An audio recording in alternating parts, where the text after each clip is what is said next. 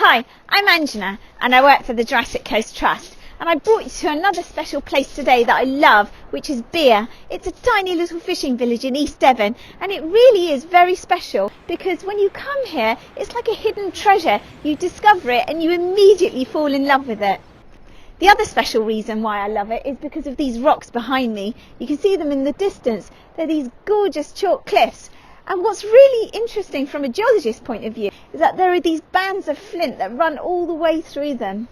Now, flint is such a fascinating rock because it's formed from the bodies of sponges and diatoms, which are these microscopic creatures that live in the water.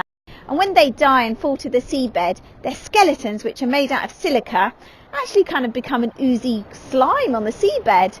And that slime, that goo, kind of soaks into the burrows on the seabed, and as it hardens it forms these nodules called flint. And I just find that whole story quite fascinating. When you see flint, it's quite a hard rock, and if you're an archaeologist or you're interested in prehistory, you'll know that a lot of kind of Stone Age people used to use flint to kind of create sparks to make fires, or they used to use flint as arrowheads. So it actually is a very, very useful rock. Now, Beer is such a beautiful place, and I think it's so interesting because the rocks around me are actually in the wrong place entirely. What we should be surrounded by are Triassic rocks that date 250 million years ago into the past.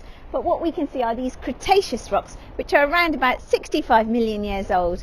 And the reason why we're surrounded by these gorgeous white cliffs instead is all to do with tectonics. All of the Triassic rocks have been kind of pushed down right underneath our feet, and these Cretaceous rocks have been uplifted. So it's quite an extraordinary geological story in that sense, all of this motion of the earth changing the landscape. Now, you can tell me about the special places that you love on the Jurassic Coast. You can tell me in the comments below and use the hashtag #MyJurassic, and I'll continue to go out and tell those stories you love about this extraordinary coastline. Visit our new YouTube channel by the Jurassic Coast Trust and subscribe so you can hear more stories from me every week telling you all about this incredible coastline.